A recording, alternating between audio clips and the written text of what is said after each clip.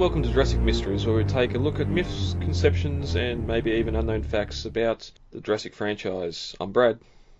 I'm Dave.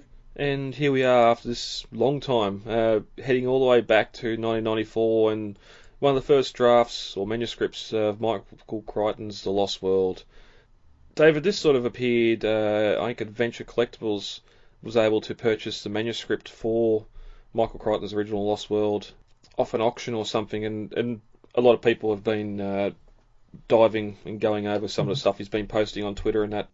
Yeah, Twitter and Instagram. Apparently the story behind it is that he had originally bought a copy that was, like, I guess it was supposed to be a manuscript of some sort, and he got it like really cheap because, according to him, the person who originally had it didn't know what they actually had. They didn't realize it wasn't just an unpublished manuscript; it was a previous edit.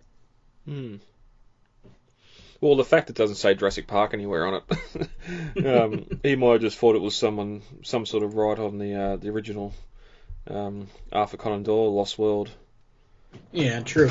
And Adventure Collectibles has always been kind of very active in the replica collecting scene. I believe his screen name on the replica platform is Rymo, and he produces what is purported to be one of the best, if not the best, replica cryocan on the market that's not licensed. Mm-hmm. But it's just interesting. We're still getting these little things coming out about the original film. Books are rewritten all the time, but for this sort of stuff to come out into the public eye so long after the original novel's printing, I know there's been a lot of speculation that Crichton may have had some sort of manuscript for a part 3 as well. What that is, or if that even exists, that's a whole different conversation. But yeah, there's been some stuff coming out. Jack Thorne and Kelly's age being changed. Ian and Sarah talk more about the baby T-Rex when it's being X-rayed in the novel as well. But I think the biggest thing here that happened was the cutting of Dr. Elliot Wu, brother and supporter of the late Henry Wu, is revealed to be a caretaker of Isla Sorna. Yeah, like you said, the edits on this thing vary from small things like mere line changes, rearranges, or even age changes. But this is an entirely new thing. This is apparently Elliot Wu, as you said, Henry Wu's brother, was tasked with overseeing Isla Sorna, while Wu was kind of the main guy on Isla Nublar.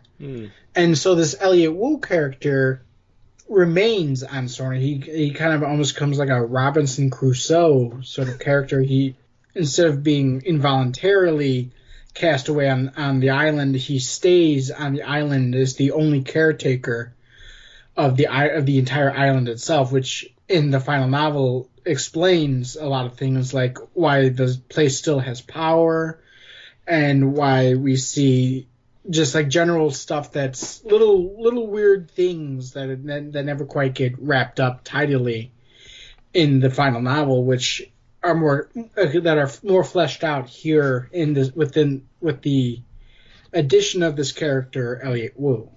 Yeah, we'll get to some of the scenes and that he had a hand in.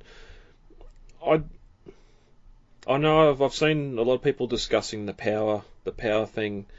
Like when Eddie's looking at that geothermal plant, his reaction to it's more just the ability to have such a power plant in such a confined or compact unit, and the it's still running is more of the creativity and longevity of the technology, not so much that someone's been maintaining it. Mm-hmm. I think just because of the fact that a lot of the gauges are moulded over and destroyed and that sort of thing. When it comes to that anyway, we do have scenes later with the worker village with some buildings being upkept and others not, and where you can clearly see that Elliot's been working on stuff. But yeah, I think, wasn't it the manager's house still had a manicured garden, for example? Yep. And obviously if he's there by himself on the island, he'd have to have some sort of vegetable patch or something. Yeah. But we'll get to that later.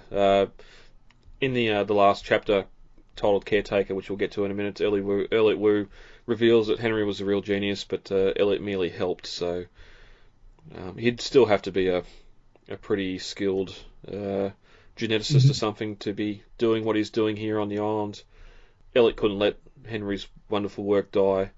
And then there was the challenge, which Malcolm rephrases as contamination, that DX virus that we'll get to in a little bit as well. But going and having a look at the novel itself, we know from the original novel there were some bits included in the novel that sort of, as you said before, were bit of head scratches. Our first hint here, and I'll post all these photos up in the group so you can see what we're talking about as we go with the pages. But our first hint to Elliot Wu in the novel was something that remained in the first publication when Malcolm, Jack Fawn, and the kids go to Richard Levine's office to determine which island he goes to. There's that large corkboard there with all the maps, charts, landscape images, all that sort of stuff pinned to it. And that big sign saying Site B, and alongside that being a blurred, curled snapshot of a bespectacled Chinese man in a white lab coat standing in the jungle beside a wooden sign that read Site B. The lab coat being open in the middle, covering letters of something on his t-shirt, and the blown up image, InGen Site B research facility, which I think fans always assume that was Wu. On Sorna. And I know I definitely always assumed that it was Wu. Even though I don't think in the first novel did Wu have glasses on. I can't remember if he did. I kind of only really imagine the actors as the respective characters when I read the novel. You know? Yeah. I think where Wu was at the time, even if he required glasses, I could see him having contacts just to alleviate the need of having to mess around with glasses or something. But that would be something interesting to go back and have a look at. It would, and even then, I think that if that detail would have ever kind of presented itself as a flag to me, I know that just personally from experience, I would never have any reason to think there would be another Wu character. So I'd probably have written off, oh, he's just got reading glasses or something, you know? Yeah, there's also an email here that's retrieved by Arby that it's got the E Wu in the CC box of one of the emails, but or you assume it would have, but in the novel it must have been changed to H Wu, just to show that Henry was working on Sorna and not Elliot. I just tried to go to the Jurassic Park novel on my iPad, but couldn't get there. Yeah, so that's one thing that was left in the novel. One thing that sort of was removed early on as well, Image 2, which would have taken place around page 100 in the novel, which is the chapter Exploitation. That's where Lewis Dogson's talking to the head of Biosin about getting funding to pillage InGen's Site B. We get a mention of Nedry, or paying Nedry $750,000 and nothing to show for it, and then a little cut paragraph here. A few years later, we paid $200,000 to that InGen researcher, Elliot Wu, and again, we have nothing to show for it. The guy took the money and disappeared. So he's had money to fund all the stuff he's doing on Sorna by ripping off Biosin. Which is even funnier because it shows that Nedry wasn't the only person that Biosin tried to turn into a mole at InGen, you know? Yeah, you got to wonder too that they'd probably been reaching out to more than just Nedry, probably reaching out to several staff to pay off, and yeah, having someone into the genetics side of things as well would have been a lot bigger carrot for Biosin than Nedry just being on the island for that time. But yeah, still I find it funny. Moving on to page 117 in the novel, in the chapter Site B, as the team discover the worker village, they see workers' cottages covered in vines and half taken over by jungle.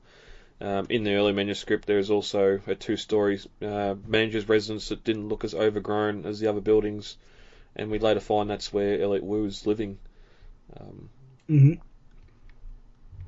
And I remember parts of this passage making it into the actual novel itself. Like, for example, I remember that, and this would have been edited in the final area where this. I think that in the final novel, the description is changed to where there's leaves and debris all over, the carpet's covered in mold, and the desk is all covered in dust, and everything's laying on the side and stuff like that.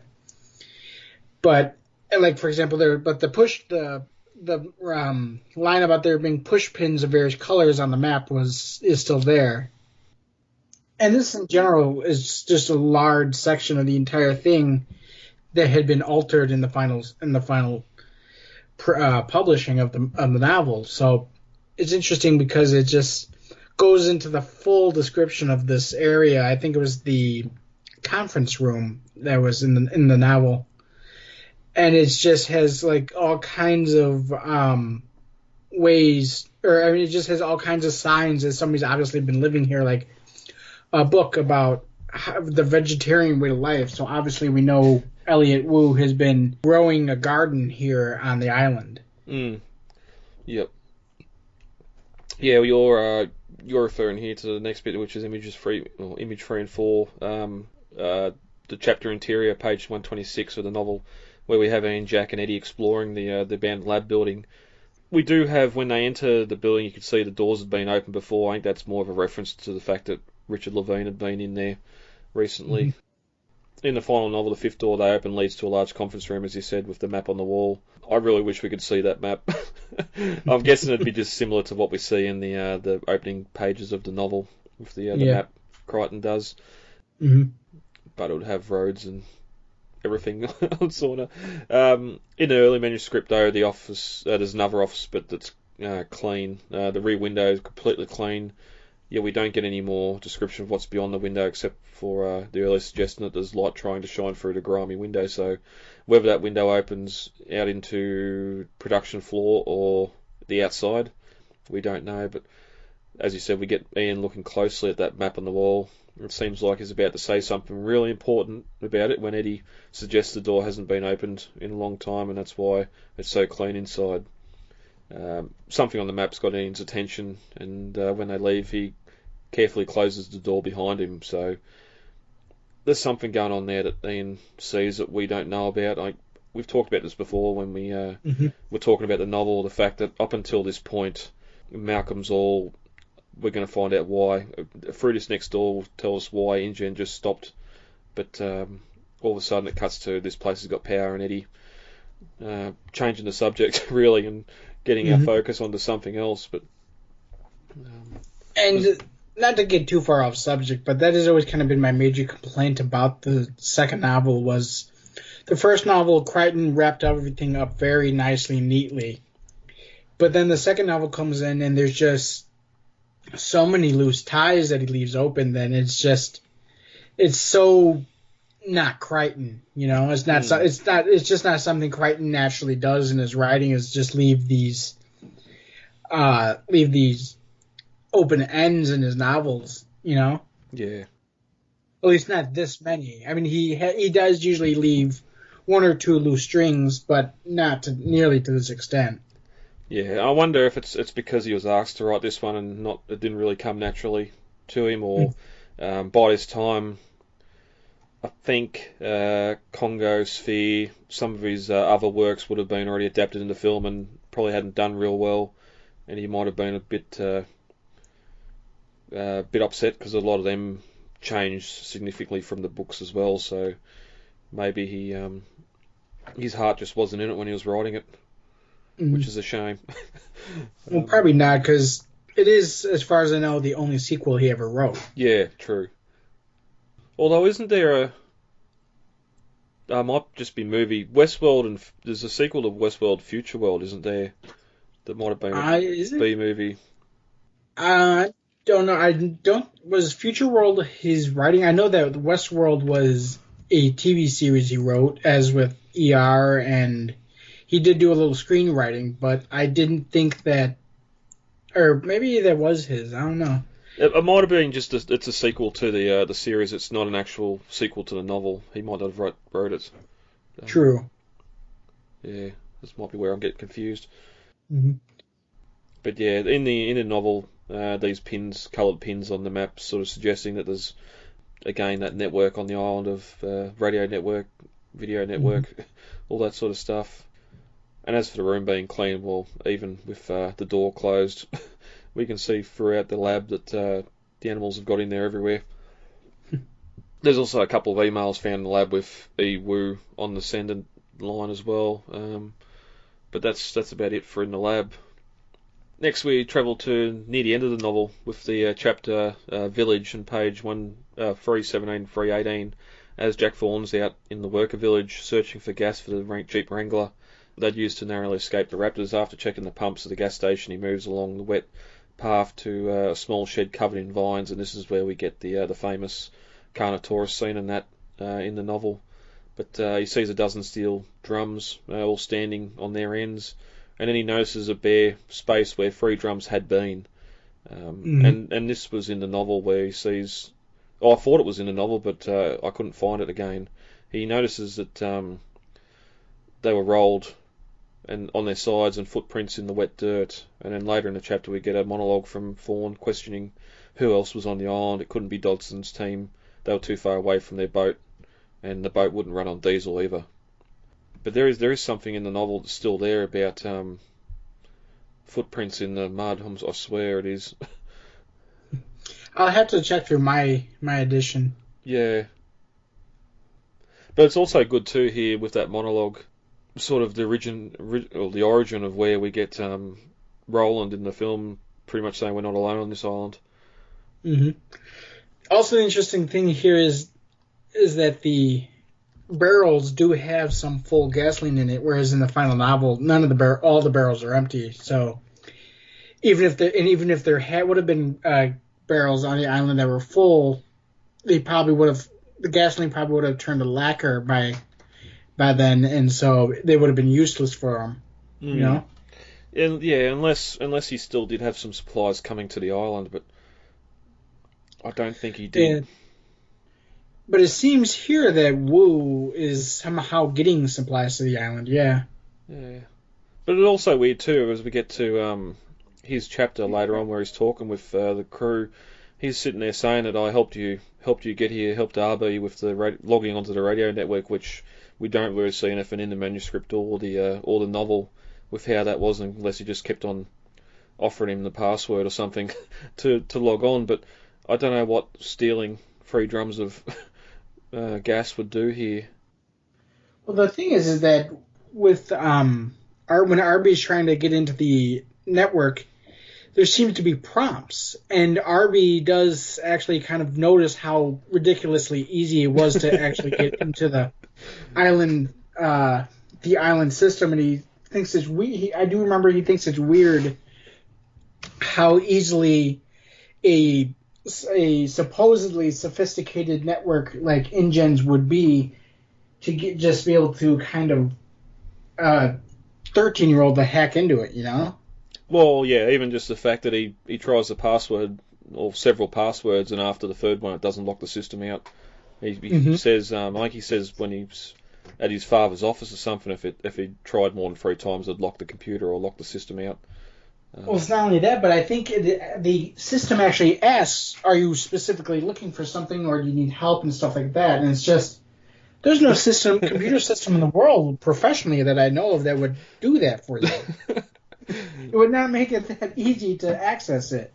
And I mean, it's just, the more I consider Wu, the more ideas I think of that explains so much more of the novel. You know? Yeah. But we do get here in a minute too that he's near deaf, so I don't know how, or he's very old, so I don't know how he's out there manually handling gas drums anyway. But anyway, going on to image 6 in the chapter Escape on page 350, the survivors enter the tunnel network under the worker village to escape the raptors in the gas station. Something else I would love to see in the film too, just some sort of underground tunnel network under that visitor cell, under the worker village, but alas, so much good stuff from the novel, not seen in the film.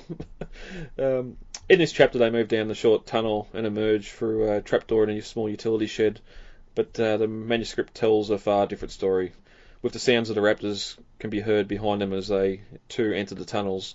But just as Kelly is about to head to the laboratory, voice calls out, "No, this way." We don't actually get in the novel any confirmation that the raptors have followed them into the tunnels at all, but in the manuscript they have, which would have I made... thought we did. I thought Kelly could hear them behind them, sounding like they're trying to figure out how to get into the tunnel.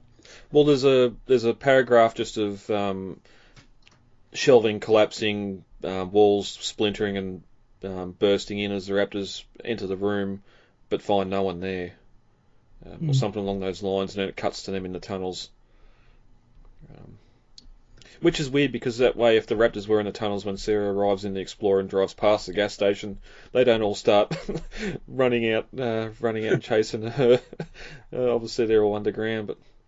and then we move on to image 7, where we have the new chapter, which was completely removed from the novel, titled Caretaker. That's where we meet a man that Ian and Arby know, Elliot Wu. Arby says on the computer files in Levine's apartment, Elliot Wu was head of Site B, and here he's dressed in a white robe or gown. Very old Chinese man here. A lot of dialogue we get in this scene, or these scenes, are what we end up getting in the novel, as Ian and Nat are talking about the pyron disease in the boat leaving the island, and the diseased animals, and the fact that these animals after a few years probably won't exist anymore. They're dying. They're diseased. Which is so strange. He would give these lines to Ian Malcolm, because Ian Malcolm is a mathematician in the novels, you know. And even as if he was like specializing in chaos theory, like he is in the movies as a self-proclaimed chaotician, he wouldn't have that depth of knowledge of, as far as I would assume that most mathematicians would not have this depth of knowledge of microbiology, you know? Well, even then, as the last chapter ends, when they come up the tunnel into the bottom of the manager's house here, and where he's held up, we get the study here, beautiful, clean, orderly. There's a picture of a young Chinese man on the wall, presumably either a younger Elliot or Henry. He says, "Come in, allow me to introduce myself," and Malcolm's like, "That's not necessary, I know who you are." So even if Malcolm knows who he is, and obviously he must have been putting things together on the island, and that's why he was going to come to the conclusion why InGen stopped working, or whatever that story was going to go to. Elliot wouldn't know any of these people. So I don't, yeah.